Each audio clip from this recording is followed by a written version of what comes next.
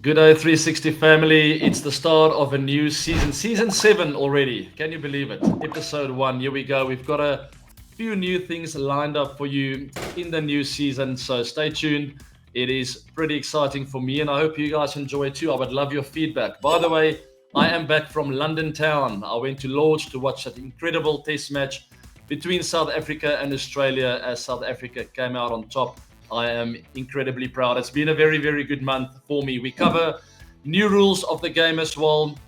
India obviously taking on England and plenty more in the new season. Season 7, that is, episode 1. Let's go.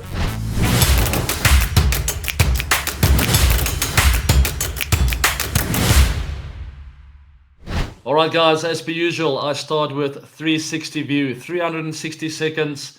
Nothing different there, but there's plenty of topics to cover this week. So I'm going to hit the stop clock right now. 360 seconds. Here we go.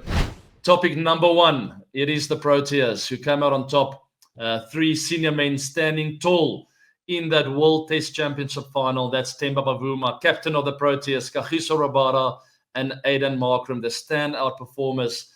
I was there to witness it live, and there's no surprises to me that the big fish stood up tall when it mattered most for the Proteas. It didn't look all sunshiny, rosy to start off with for the Proteas, as the Aussies got a bit of momentum, but they fought back incredibly well. Kagiso Rabada getting great and big wickets when the Proteas really needed it. And once the Proteas got the momentum back on their side, there was no looking back. So many incredibly huge moments in the Test match. The ebb and flow of Test cricket was at its peak, and for me to sit in the stands, I can tell you I enjoyed Lords when I was playing as a player back in the day, but Lords got even more special to me as a fan now, as I realized why the people are streaming in to watch the cricket live. It is such a special experience. I was there with my 2 boys, and we had the time of our lives there. Shukri Conrad was quoted saying, we haven't played any of the big 3, they say. Well, now we've played one of them and we beat them. This is not me being arrogant. This is me saying when we play against the supposed top 3, we will perform, and we're the world champions right now. So stating the facts there, but a bold statement as he's challenging the rest of the world over the next few years. It is going to be interesting to see. Temba stands for hope, guys, and I'm very, very proud of the Proteas for standing tall in the WTC final. There's a picture of me with my friends there in the stands. I had such a great time, and so did my boys. Moving on, as I'm running out of time already, there are new laws of the game, new ODI rules, as they've decided to use 2 new balls again for the first 34 overs, so 17 aside, and then for the remaining 16 overs, the fielding team will have to pick one of the 2 balls, which is quite cool. It's a bit of a different angle. I have no objections there. Also, with the fielding rule, you might have seen guys hopping on the outside of the boundary in the air, throwing it up, landing outside of the boundary ropes, jumping up again, catching it, throwing it back in, and then running in to take the catch. That is done and dusted, and I'm very happy. I fully agree with that. If you're not sure, go check. We'll maybe share the rules also in the description box down below, but there it is. The wording is a bit complicated, but I'll try to explain it to you as quickly as I could there. Then Hall of Famers, guys. 2 South Africans, brand new Hall of Famers, Graeme Smith, Hashim Amla. No surprise. I'm very, very happy for those 2 absolute legends of the game. And I was very privileged to have joined the dressing room with these 2 legends for many, many years. Also Matthew Hayden, Dan Vittori, and the big one, MSD. It should have happened a while back, in my opinion. Also Sarah Taylor, Sana Mir, congratulations to all incredible players, and I'm very happy for all of them. Much deserved to be in the Hall of Fame. I've got great memories playing against Matthew Hayden, MSD, and Dan Vittori. Obviously with Dan Vittori at RCB as well. Matty Hayden, always just played against him, and MSD as well, both CSK guys. I was almost, I've got to be honest, a little bit intimidated playing against Matthew Hayden, the big guy, and obviously realized over the last while that he's just a gentle giant, such a nice guy from Australia. We're doing some commentating together, and I got to know him a bit better but definitely initially sort of intimidated by that whole Aussie team. Glenn McGrath, you go through the names. They were such a mean team and tough to play against. Moving on to the next one, Sri Lanka, Bangladesh. As I'm running out of time, it is the final test match for Angela Matthews, calling it a day, almost 8,000 test runs. What a fantastic career.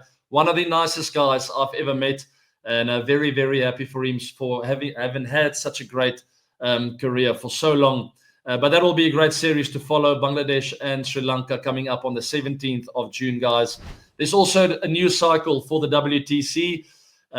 Pretty excited because it looks a bit better balanced, in my opinion. I still feel there's work to be done, as I still feel it should be a 4-year cycle.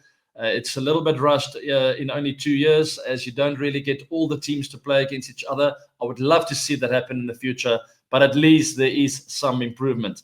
All right, so there are a few more topics, but I'm going to have to cut it short here, guys. It's the Women's World Cup that is coming up end of September throughout the whole of October. Much to look forward to there. It will be played in India. Very excited about that. Also, the MLC, that is the Major League Cricket in the US. Fantastic captains there, as you see that image there, guys. It's going to be some great cricket, and it's also growing in the US. Very much looking forward to that, and hopefully some good wickets for some high-scoring games. And then Babar in the BBL, playing with Steve Smith. He's quoted saying he's very much looking forward to play with his favourite player. It was a fantastic cricket match, guys, Nepal and the Netherlands. Insane match. We had 3 super overs, guys. Things started escalating a bit as Nepal then got bowled out for 0 in the final over. So we went from 19 to 17 to 0. Crazy. And the Netherlands wasting no time, hitting a 6 there to win the game and clinching that game. Fantastic T20 match. Very exciting. And that is it for the 360 view. Moving on to the main topic of the week. India will be touring to England. You guessed it right. It is a big one. Remember, no Virat Kohli, no Rohit Sharma, and I'm pretty sure all Indian fans will be a little bit nervous about that. But I am quietly confident, as I covered this with Aakash Chopra on his YouTube channel. So please go have a look at this now. Welcome, everyone. This is the 360 show with A, B, C, D, E, F. That's how he always introduces me, this special guest. But he is actually the ANC. Only the B is missing. It's Aakash Chopra. The most followed guy on YouTube that I've ever come across, the biggest personality in Indian cricket. Thank you very much for joining me. Thank you very much, and I'm glad that you've not met Mr. Beast yet. He is the biggest. He is missing maybe, that's the B. Yeah, that is the B, yes. So we're going to make this very short and sweet, people, so stay tuned. A little bit of cricket, a little bit of social life, and let's see where this takes us. First and foremost, number one thing, after the WTC, when the best teams in the world play against each other, 2 other countries will play against each other over there in England. It's a big test match series. I'm just kidding. It's England and India. Correct. It's a new look India. Tell me a little bit about the new look side. Well, it is a very, very new looking Indian team. There is no Virat Kohli, Rohit Sharma or Ravichandran Ashwin. It's after 2011 that we are playing a test match without either of the 3. And big shoes to fill, and starting a new cycle with perhaps the toughest assignment of this WTC cycle for us. Because the other 2 overseas tours are not as difficult. Yes, there is New Zealand, but there are only 2 test matches. Here, if you do well, of course, it will stay, but if you do poorly, it is going to last for a really long time. It's 5 test matches. A young captain who's outstanding, who's got a lot of potential and promise, has done well in white ball cricket, but red ball cricket, I think he still has to prove himself a little more. Then there is an opening combination where Rahul will now be a certainty with the left-handed Yashasvi Jaiswal. Again, very talented, but his first tour to England. We still don't know at the time of recording who's our number 3 going to be. And then who's our number 6, we still don't know yet. Bumrah is not going to play all test matches. There is no Mohammad Shami. So there are challenges, but I'm really looking forward to this new dawn of test cricket for India, because 2 players retiring, both Rohit and Virat back to back. It has allowed now the selectors and the team management to now look in a direction where they can build a team for years to come. I spoke about this to someone else the other day. One of their biggest advantages going there is a lot of them haven't toured there before. Sometimes that can be a strength. So there's no scarring, there's no past experiences, there's no fiddling with a new ball. Hopefully these youngsters will go there and just have freedom. Do you agree with that? No, I possibly yes, because and that's absolutely right. It reminds me of our tour to Australia, 2003-4. So Rahul Dravid had been to Australia in 1999, and we were wiped out 3-zip.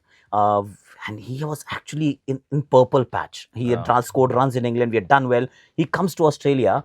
First innings he plays, he gets out. Second inning he plays, he scored some runs, but he still was just too high expectations, and he was feeling let down. So John had to tell him, John Wright was our coach, that please miss the practice session, go, just watch a movie. Because this baggage that you're carrying is going to just drown you, the pressure of expectations. He missed the practice session for the first time in his life. Oh my word. Scored a double century, scored the winning runs. We won the Adelaide Test match. Wow, you see. That was, so you're right. So that's what I'm seeing with this new look India teams. There's a bit of fearlessness about them, and hopefully they can use that to their advantage in the UK. Shubman Gill, not so long ago, you predicted that he's going to be the Test captain. Does he have what it takes to take it all the way for a long period of time? Because I think that's what India needs. I think he has. The thing that I had seen him first time was Boxing Day Test match was his debut in Australia. Scored some 90 odd runs. And I said he's going to bat in the middle order. That is where he's going to be. He's not going to be an opener. He's going to be in the middle order. That is where he's heading. He is got some wonderful work ethics. He's got the right kind of temperament. Technique is something that he'll keep working on, is what I feel, as you grow older in international cricket. So he has what it takes, but this series I think will be critical, because if you're starting a new cycle, you are a new captain. If you have the runs, you command the respect. If you don't have the runs, God forbid, then you start searching for answers, and that is not a right way to begin a new journey. So fingers crossed. Fingers crossed. I like him. I think it's great demeanor as a captain. Quickly, IPL. Youngsters coming through, ridiculous. Suryavanshi, Matre, Priyansh. We're watching him live here right now. It's incredible what happens every year in the IPL. Just your thoughts on where it's come from 2008 to where we now. It is incredible, AB, actually, that you asked, because to 2008 we were figuring out. I was 30 years old, and we were figuring out that okay, getting out is okay. I remember again Rahul Dravid, one conversation, he said, it feels different, right? That you can get out and it's okay not to score a 50 and get out. We were so scared back in the day. I mean, you've got the form, you've got 30, now score 50. 50 makes 70. But this generation, I feel, is very different. They are brought up on T20 diet. And I think this year, 2025, when we look back in 2035, we'll say this was that year which was pivotal. The watershed event, where actually the uncapped Indians just took control and took center stage. Earlier, they would always be there, but won't be the central figure. But now when you look at Punjab, you see two uncapped Indians. You look anywhere you go, you look at Vaibhav Suryavanshi, you look at Ayush Matre, suddenly you see there's so many uncapped Indians who are doing so well. I think it's all come together quite nicely, that gold generation, our older generation, is still there. They're still relevant. But the younger generation has started taking center stage. Yeah, and I think Indian cricket will reap the rewards as well in all the formats of the game, because some of these youngsters will ultimately end up in the Test team and arrive there with a fearless approach. Aakash, we're going to leave it right there. Thank you very much for joining me. What a privilege to have you on here. It's a pleasure. I hope all of you enjoyed it. Interesting take there. I hope you guys enjoyed that little insert. I always have fun talking cricket with Aakash. He knows so much wisdom and knowledge of the game. And I mean, we just had a nice chat there. I mean, guys, it is a big tour for India. There's no doubt about it. There's lots of reason to be confident, though, in my opinion. Going to England, I feel a lot of pressure will be off of them, because Virat and Rohit will be absent for that series. It almost feels like they've got nothing to lose in a way. Yes, it is a big series. But I feel those youngsters can be given a bit of freedom just to go and express themselves. And once you give them an opportunity, we know how much talent the Indian guys have, the youngsters that are playing. Obviously, new captain Shubman Gill as well. We've seen them perform, guys. They've stepped up on the big stage in the IPL, as it's the biggest T20 tournament in the world. Yes, different format, but I'm comparing that with regards to pressure and big match moments. And these youngsters have done this year in and year out. And I truly feel that if they do get an opportunity to get in, they will make or they'll take full advantage of that. It's a 5 test match series, and that might be the only concern for me. It is a marathon. It is not a sprint. I think it would have suited them a little bit better if it was a 3-test match series.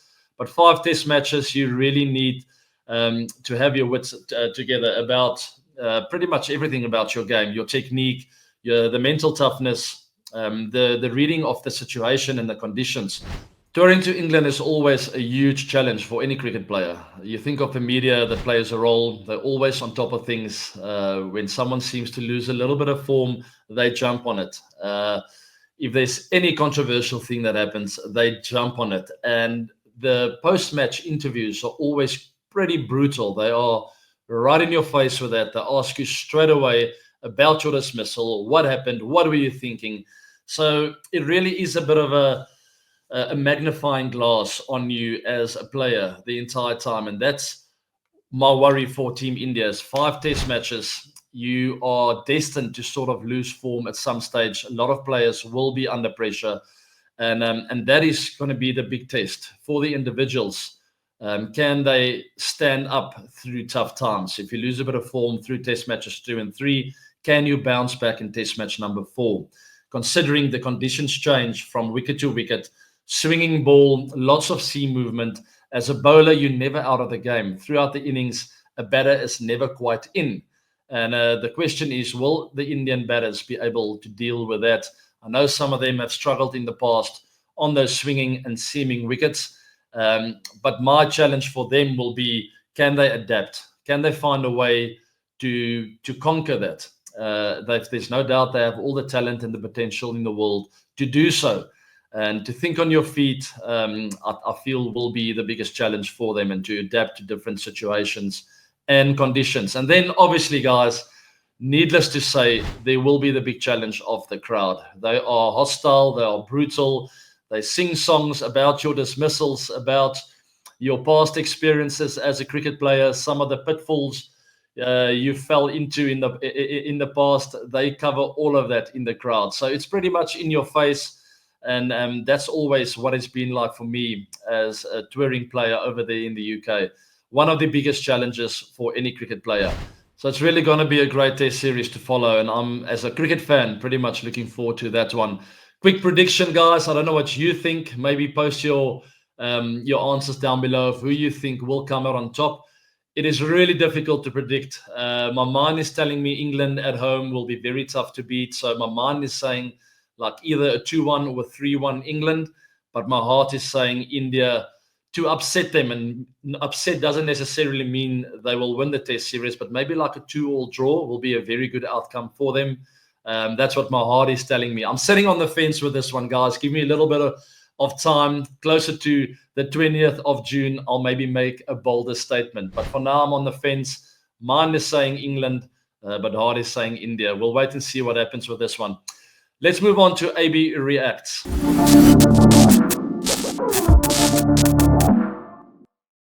I had quite an interesting chat with Avanish from cricket.com. I had a lot of fun talking to him, covered some great topics. One of them was a little bit of a controversial one, as I spoke about my past days with Delhi Daredevils. I actually got a text message from David Warner a few days back asking me, like, was I one of the cancerous guys in the team? And I said, David, don't worry, you were completely fine. It is funny what the media sometimes get up to with regards to comments that you make. All I was referring to was more my personal feel as a player. It's not felt like I was back completely as a cricket player during those 3 years. Maybe it also had to do with my insecurities as a youngster. And I did cover that in that interview as well. I had a lot of fun playing for the Delhi Daredevils, guys. I just felt like it was a little bit all over the place at times in the management team, also the players, the support staff, the reserves. I was one of the reserves. It just felt a little bit confusing and not really knowing as a player where exactly I fitted in. My role felt a little bit unclear at times, and that's what I was referring to compared to RCB. When I walked in there in 2011, I was told exactly what was expected of me. This is going to be my role. Go and enjoy it, have freedom and have fun. Obviously, the pressure will always be there on a player, but I just felt a lot more clear with regards to my role. So that I felt was missing at the Delhi Daredevils, and that's what I referred to. Anyway, to all of you out there who read those comments and some of the headlines of me going off against Delhi Daredevils, I'll always be grateful for getting an opportunity to play in the IPL. I'll never, ever forget that. I was picked up at the auction by them and will forever be grateful. I just wish I was a bit more clear with my roles. I was not having a go at any individual per se. Davey, you are completely fine, my bad. There will be 3 T20 matches played in Sharjah. That is once again between Nepal, but this time the West Indies. Historic, as we'll witness some great T20 cricket over there in Sharjah. It was an absolutely crazy month for me as I watched Virat lift the trophy. I watched Temba lift the mace. And it couldn't have gotten any better for me as a cricket fan and as a supporter of RCB and the Proteas. Guys, as you know, I will be in England in July for cricket myself. I'm looking forward to that. During the India and England series, I will be there. So I will be absorbing, taking in the atmosphere of that fantastic series, but playing some cricket myself at the same time. And talking about cricket, I am currently preparing for that. So more from AB to 360 videos will be following soon. And on that topic, I met up with Marcus Stoinis after the IPL final. I saw him on the side of the field there, and he came across to talk to me and said, AB, when is the next segment of From AB to 360 being released? Because I've been following that and I need more. So it was pretty cool to hear that from a former teammate, a former opponent, and a current professional that is actually following some of the coaching videos. It means I'm heading in the right direction, and more videos will be following soon. So keep an eye out for that. Comm Box this week, guys. It's all about the letter that I wrote en route from Ahmedabad to Johannesburg right after the IPL final. I was in the dressing room with the team. I gave Virat that big bear hug that I promised I would.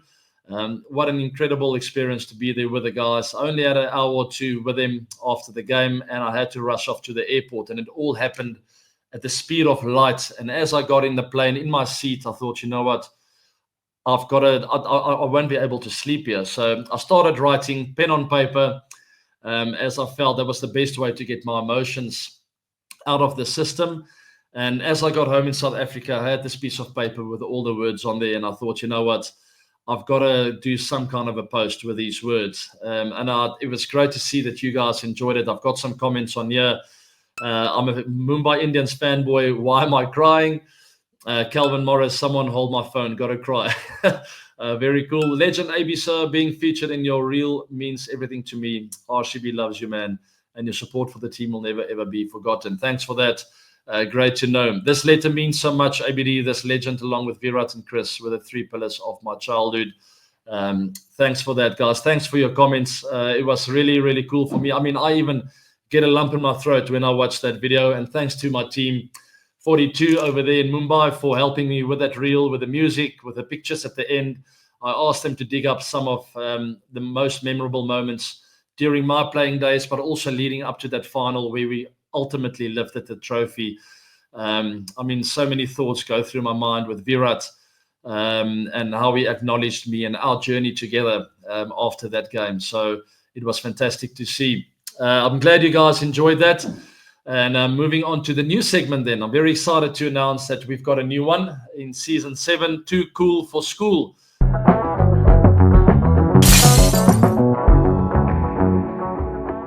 This week, it's all about releasing some new stuff, some stuff that's behind the scenes, things that I enjoy away from the game. Sometimes it will have something to do with cricket, but not always. This is more of a fun segment. And I hope you enjoy this week's one as I talk about Ed Sheeran, who visited India and released his new song, Sapphire. Very meaningful song. And it reminded me of my days of touring to India over the last, since about 2001, 2002, 2001 actually. So for almost 25 years, I've been traveling to India. And finally, the Englishman Ed Sheeran decided to also do something similar, and just reminded me of my journeys over there as he really got connected with the people of India, with the culture. And he saw some incredible places and also released this very meaningful song. I've got the song down in the descriptions box for you guys.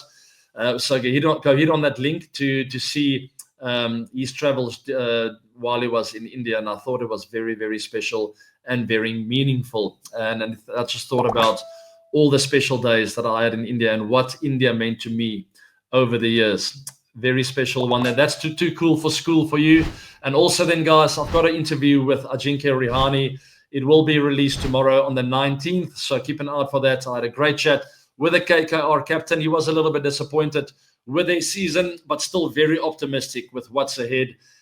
He's looking forward to the playing days with KKR. He's not giving up. He still believes they can lift that trophy. So he will be back next year, but keep an eye out for that interview being released tomorrow. After this interview, I'll take few tips from you. Probably playing reverse switch it and stuff. And next year I'll be. Guys, go and like the show, share it, also subscribe to the channel. I really appreciate all your support, and I will be seeing you on 360 Live this coming weekend. Take care and have a wonderful week.